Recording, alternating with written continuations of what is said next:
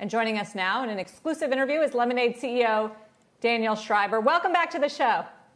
Great to be with you. So this was pretty much anticipated, not just because you gave a huge hint in our last interview, but it still raises the question. My deep investigative reporting last time round.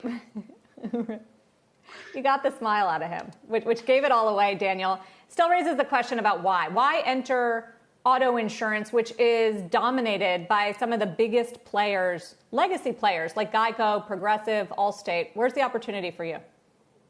Sure, and I'll try to avoid Wilfred's Jedi mind tricks today. Many years ago, in the 1950s, they caught a famous bank robber by the name of Willie Sutton, and they asked him why he robs banks, and he said, that's where the money is. And I think if you ask me why are we entering car insurance, I'd give you a pretty similar answer. So you mentioned some of our products. We do pet insurance, we do renters insurance, homeowners, etc. Car insurance is 70 times bigger than renters insurance, 70 times bigger than pet insurance. And we have customers today who are already spending over $1 billion on car insurance. They're just not spending it with Lemonade, not because they don't want to, but because we haven't been able to offer it to them yet. So there's tremendous pent-up demand. Our customers are already spending extensively on car insurance. We get asked for this product on a daily basis. We sell a lot of homeowners insurance. Customers want to bundle it with car insurance. So there's tremendous demand. As for the legacy providers, that's an interesting one. You've got Geico and Progressive and other brands that are spending billions of dollars a year on brand building and have been doing so for close to a century. We're, of course, not in that game. We're not spending those kinds of sums. But there are dramatic changes happening in the car and mobility space, massive dislocations, once in a generation changes, that are actually putting some of the incumbents, I think, flat-footed going into this era of connected cars, connected devices. And there's so much transformation that is coming to this space that actually having done this for 70 years might be a disadvantage as opposed to coming in naturally, digitally native will give huge advantages to companies going forward. So there's the question of the legacy players. We were also talking about this in a meeting, and Mike Santoli brought up the ARK thesis on Tesla. So ARK Invest, super bullish on the stock. And part of the thesis is that they can insure almost half of their own cars by 2025. Now, that's not necessarily what's going to happen, but is that a risk that some of the manufacturers themselves could provide direct insurance to consumers? No doubt. You think about what's happening to cars.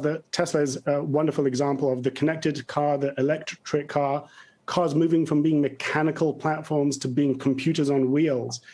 And that has profound impact on insurance. One question is, who insures what? You go to Phoenix today and you order a ride-sharing cab. Some of them will come without a driver. Who owns the car? Who owns the service? Who owns the insurance policy? The person who's driving it. There is no driver. So there's going to be massive dislocation in this entire sector. And the data implications are profound, and they aren't good for incumbent insurers. Tesla can do what you're saying because they have live data feeds from the device which tell them how much you're driving, whether you're driving in roads that are prone to accident or safe roads, whether you're driving carefully or irresponsibly. And all of the pricing of insurance until now has had to look at big groups of people on aggregate and price them on an average. As soon as you can break apart that average, that monolith, and price people using specific data to them, you have a massive advantage that incumbent insurers don't like. Because if you have a $30–40 billion business, as Geico does, as Progressive does, based on pricing to an average, you don't want to adopt these new technologies because suddenly you'd find that half of your customers have been overcharging and you have to reduce their premiums. That's no good. And the other charge you have to raise premiums for and lose them, and that's no good. So you see folks like Warren Buffett being really hesitant and dragging their feet about adopting these new technologies, really ultimately doing it kicking and screaming because this transformation does not favor legacy providers. So, I mean, fascinating take that, Daniel, in terms of disruption in the insurance business, but also raises a question for the likes of Tesla and other self-driving technology providers and designers. I mean, who is the person that needs to be insured in that sort of world going forward? I mean, is it Tesla that will need to protect itself against lawsuits as opposed to the passenger or the owner of the vehicle? Quite possibly. And this goes even one step further, which is today we buy Teslas, but you can envisage a future, which is not too distant, where you merge Tesla and Uber, and suddenly you're ordering a self-driving car, and mobility becomes a service. You don't own a car, you use a car, and it really becomes a service rather than a piece of hardware that you have to keep parked outside your home. And in that case, the question goes even further, like, really, who is insuring this? In general, I think you're going to see car insurance shrink. Over the course of the next decade, if you're sitting on the board of directors of one of these big incumbents, it's pretty daunting because you're going to see the total pie shrink. Accidents are going to decline, car ownership may well decline, and in any event, some of those dollars are going to move to businesses insuring fleets, like Uber-style kind of scenarios, rather than individuals owning them. So for incumbents, that's a disadvantage. But when you're starting not with a $40 billion business and you're worried about it shrinking, but from zero, there's tremendous upside and a lot of cannibalization that you can do into other people's businesses by adopting these technologies just as this disruption takes place, as this dislocation hits this industry. So, Daniel, time now for a bit more of that investigative journalism. Are you happy now with the suite of products you have, the markets that you're in for the next few years, at least, or are there other big markets like car insurance that you're going to be entering soon in the next year or so?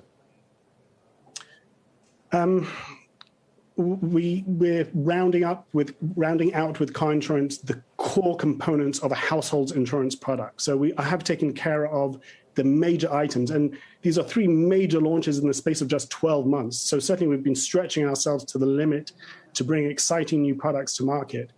But I don't think we're going to rest on our laurels. This is a $5 trillion industry, and there are many products, customers, and countries that we are not tackling yet. So we will launch this, we will digest, and then we will look for the next thing that we can hunt down. Daniel, separate question, unrelated question that we're talking to a lot of executives about this week, and that is climate, which I know is a huge issue for you. And I'm just wondering how a company that has to insure against all these climate disasters, snow, hurricanes, the Texas freeze, which was a huge issue for you last quarter, is thinking about fighting climate change and reducing its carbon footprint on its own. It's a great question, and actually our industry has a lot to answer for. Insurers in the United States are the 2nd biggest investors in polluting industries in the nation. There are $500 billion of consumers and others' premiums being invested in polluting industry today by insurance companies. And actually, Lemonade is the first, and to the best of my knowledge, the only insurance company in the United States that has promised not to invest in polluting industries. And it's absurd when you think about it. I take your premiums in order to protect you from whatever I'm insuring you against. So if it's home insurance, it's the hurricanes and the wildfires. If it's health insurance, it's against the hazards that you might encounter. Life insurance, of course. Whatever I'm insuring you against, investing in polluting industries is bound to be increasing your risk rather than reducing it. We see the effects of climate change, of pollution, on health, on life, on property. And the idea that the insurance companies will take premiums to protect you and then invest them in the very things that are causing those ills is really beyond comprehension. It doesn't require anything more than enlightened self-interest to forswear those kind of investments. In addition, of course, we have our Give Back program. So some of our premiums go to charities like 350.org and other climate proponents that get supported by premiums as well. Daniel Schreiber, thank you for joining us. Stock's now up 9.6%. You've talked it higher through the course of the interview. We appreciate it. CEO of Lemonade.